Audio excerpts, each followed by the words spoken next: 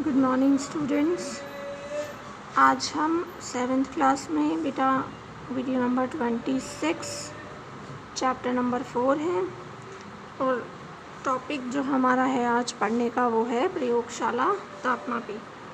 पिछले वीडियो के अंदर आपने डॉक्टरी थर्मामीटर यानी डॉक्टरी तापमापी के बारे में पढ़ा था, उसकी बनावट पढ़ी थी और वो किस तरह से कार्य करता है, हमें क्या क्या सावधानियां रखनी चाहिए ये भी हमने पढ़ा था।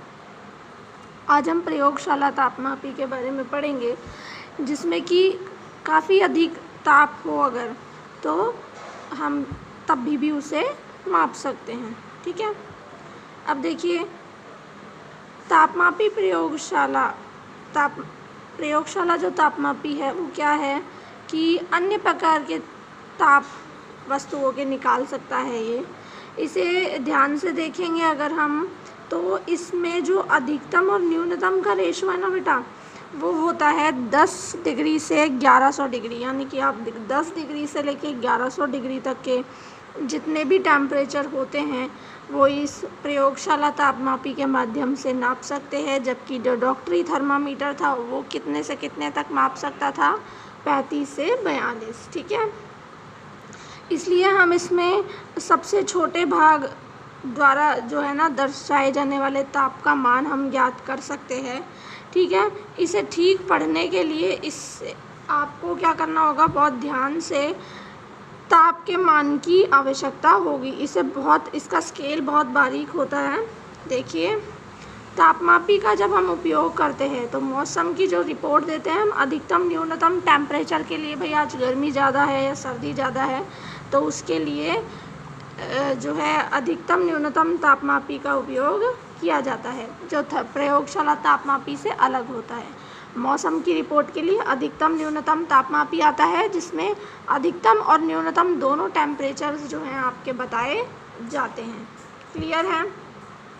अब जो ये आपका प्रयोगशाला तापमापी है, ये इसमें आप जो है उबले हुए पानी का भी टेम्परेचर निकाल सकते हैं। ठीक है, ये एक्टिविटी आप यहाँ पर पढ़ सकते हैं कि नल का पानी लें और तापमापी को जल में इस प्रकार डुबोएं हम कि उसका बल्ब जल में डूब जाए। मतलब कि हम तापमापी से गर्म पानी में अगर इसे रखेंगे तो हमें पानी के टेम्परेचर का पता चल जाएगा।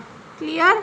इसके बाद प्रयोगशाला तापमापी का उपयोग करते समय भी जो डॉक्टरी थर्मामीटर के समय सावधानियां बरती जाती थी वो सावधानियां तो बरतनी ही हैं, और इसके साथ साथ कुछ और सावधानियां यहाँ पर देखनी है कि जैसे तापमापी जो होता है प्रयोगशाला उसे ऊर्ध्वाधर रखना चाहिए, मतलब कि लंबा खड़ा रखना चाहिए, ना कि क्षैतिज या तिरछा हम उसे ना करें, उसे सीधा खड़ा रखें। ठीक है, और जो तापमापी है उसका जो बल्ब जो है टेम्परेचर जिससे निकालना है आपको, जिस वस्तु का आपको टेम्परेचर चाहिए उस पदार्थ से घिरा हुआ होना चाहिए उसका बल्ब। ठीक है, जैसे अगर आपको पानी का टेम्परेचर निकालना है तो जो तापमापी का बल्ब होता है आगे का, उस पूरे के पूरे बल्ब को आपको पानी से मतलब पानी में चारों तरफ घिरा हुआ होना चाहिए वो। ठीक है, और जो बल्ब है ना वो बर्तन की दीवारों को नहीं छूना चाहिए। ऐसा नहीं कि मतलब आपने किसी पात्र में पानी के टेम्परेचर के लिए थर्मामीटर डाला और वो बर्तन को टच हो रहा है, ऐसा नहीं होना चाहिए। ठीक है, तो इस तरीके से डॉक्टरी थर्मामीटर और प्रयोगशाला थर्मामीटर को काम में लिया जाता है। ठीक है, अब आप यहाँ पे देखिए दोबारा से एक आपके लिए एक्टिविटी है यहाँ पर कि एक जो है बीकर में पानी लीजिए, गर्म पानी लीजिए। अब जो तापमापी का बल्ब है वो पानी में डुबो दीजिए। अब पारा चढ़ेगा उसके टेम्परेचर के लिए, अब पारा एक जगह चढ़ करके स्थिर हो जाएगा। ठीक है, तो यानी पारे का जो तल है वो स्थिर हो जाए, उसकी प्रतीक्षा आप लोग करें। और उसके बाद ठीक है, जब पारे का तल स्थिर हो गया तो ताप नोट आप कर सकते हैं, वहाँ पर आप पढ़ सकते हैं। अब आप क्या कीजिए, पानी से बाहर निकाल लीजिए अपने थर्मामीटर को और उसे ध्यानपूर्वक देखें। जैसे ही आपने तापमापी को पानी से बाहर निकाल लेंगे तो धीरे धीरे जो पारा चढ़ गया था वो वापस धीरे धीरे नीचे की तरफ गिरने लगता है।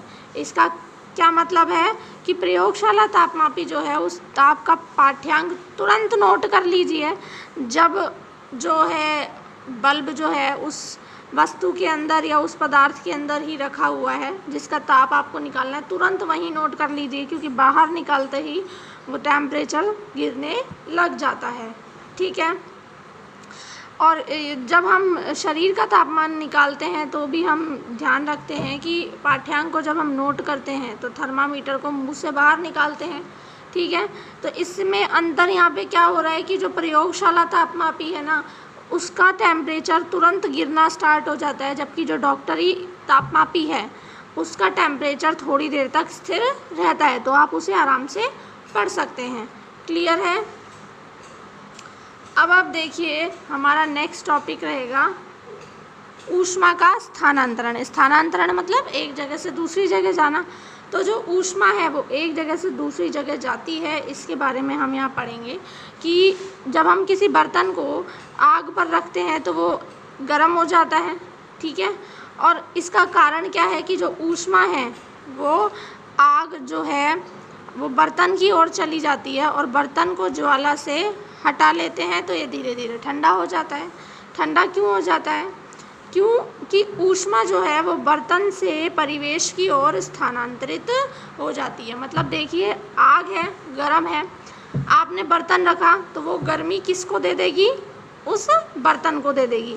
फिर आपने उसको आग में से उतार लिया तो अब बर्तन गर्म है, लेकिन आपने जहाँ पर बर्तन को रखा है, ठीक है, तो वहाँ पर जो वायु है वो गर्म नहीं है, तो धीरे धीरे वो ठंडा हो जाएगा। क्यों? क्योंकि जो उसने गर्म, उसकी जो ऊष्मा है वो किसको दे देगा? वायु को दे देगा। और इस स्थिति में ऊष्मा का जो है स्थानांतरण होता रहेगा। दोनों स्थितियों में क्या होता है?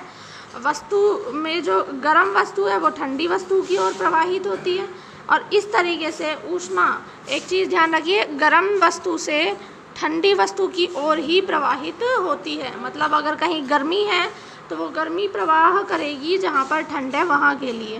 क्लियर है। तो इस तरीके से हम ये कह सकते हैं कि ऊष्मा जो है स्थानांतरित होती है।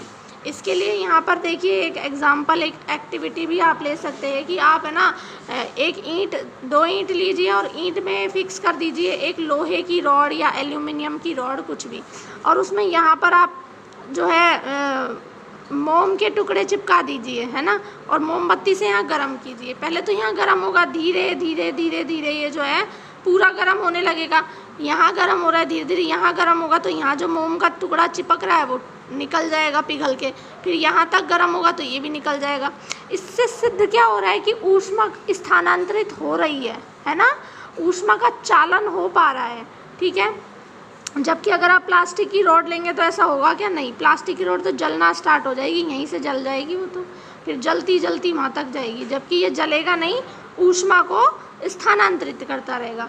क्लियर। तो ये था हमारा आज का वीडियो। नेक्स्ट वीडियो के अंदर हम नेक्स्ट टॉपिक पढ़ेंगे। तब तक के लिए इस वीडियो को बहुत अच्छे से आप पढ़िए, अच्छे से आप याद कीजिए इसे, और जो है चैप्टर को क्लियर करके रखिए अपने दिमाग के अंदर। Thank you.